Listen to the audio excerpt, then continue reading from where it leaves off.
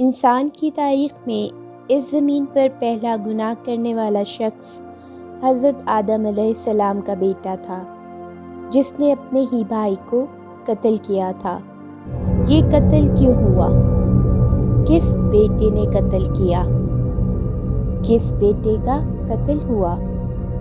اس video میں ہم اس واقعے کے بارے میں تمام حقائق شیئر کریں گے۔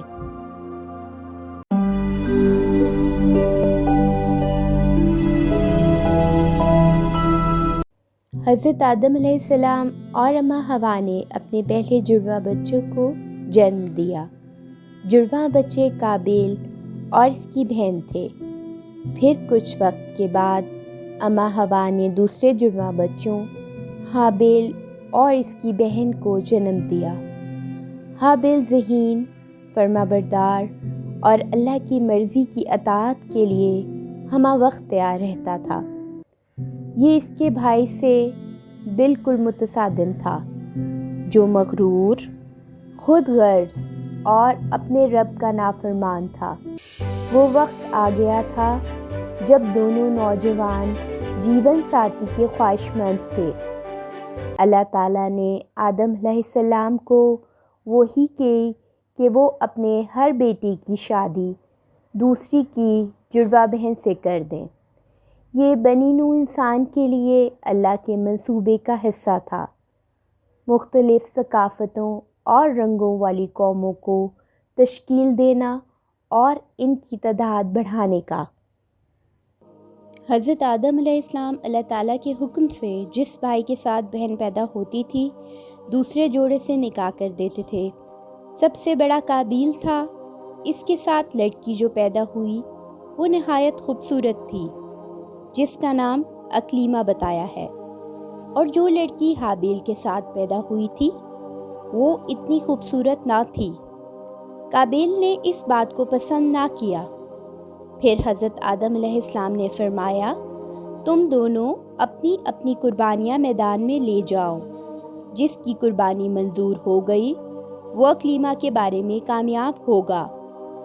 تو حابیل نے اپنے ریوڑ سے بہترین دمبا لے لیا، اور قابیل چونکہ ناحق پر تھا وہ ردی گندم لے گیا۔ اس وقت اللہ تعالیٰ کا حکم یہ تھا کہ ایک آگ آ کر جو صدقہ اور قربانی منظور ہوتی اس کو جلا دیتی تھی، اور نامنظور ہوتی تھی تو اس کو نہیں جلاتی تھی۔ اللہ تعالیٰ کی طرف سے آگ آئی، حابیل کا دمبا جلا دیا، اور قابیل کی جو ردی اور بیکار گندم تھی وہ رہ گئی۔ قابیل اس توہین کو برداشت نہ کر سکا۔ اس نے غیظ و غضب میں آ کر حابیل سے کہا، اب میں تجھے قتل کر دوں گا، جیسا کہ قرآن میں ارشاد باری تعالیٰ ہے۔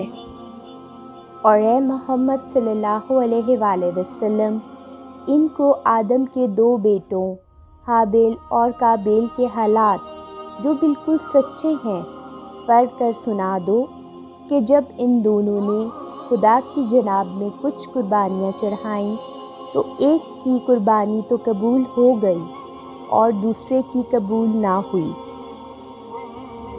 تب قابیل حابیل سے کہنے لگا، میں تجھے قتل کروں گا۔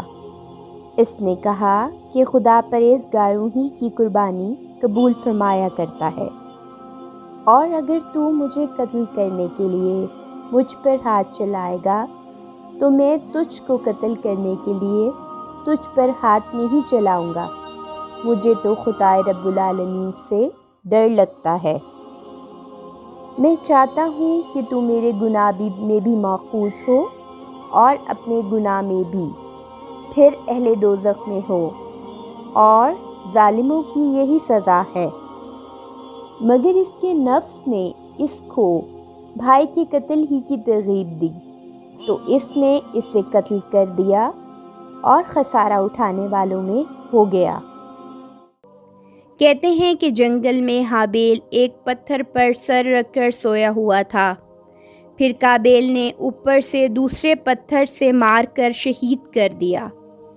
قتل کرنے کے بعد اس کی نعش کے چھپانے کا طریقہ معلوم نہ تھا، کیونکہ اس سے پہلے آدم علیہ السلام کی اولاد میں سے کوئی بھی فوت نہ ہوا تھا۔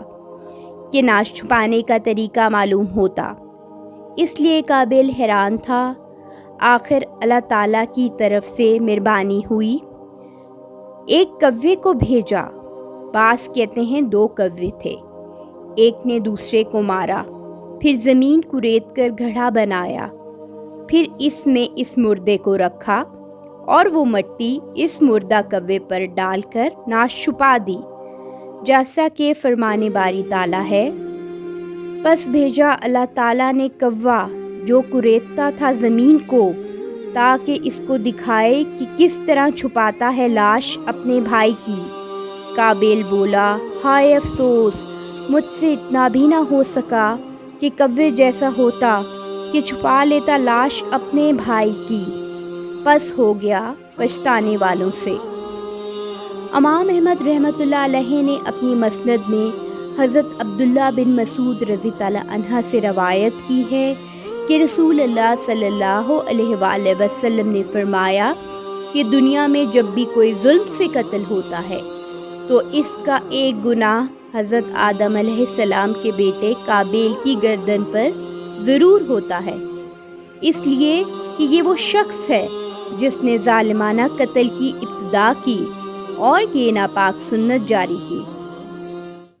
دمشق کے شمال میں جبل قاسون پر ایک زیارت گاہ بنی ہوئی ہے جو مقتل ہابیل کے نام سے مشہور ہے۔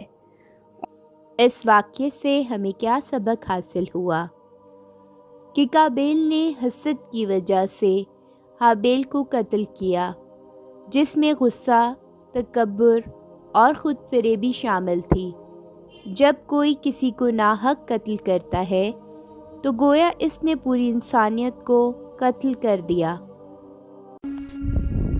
مزید ویڈیوز کے لیے ہمارے چینل اسلام پریشیس کو سبسکرائب کریں۔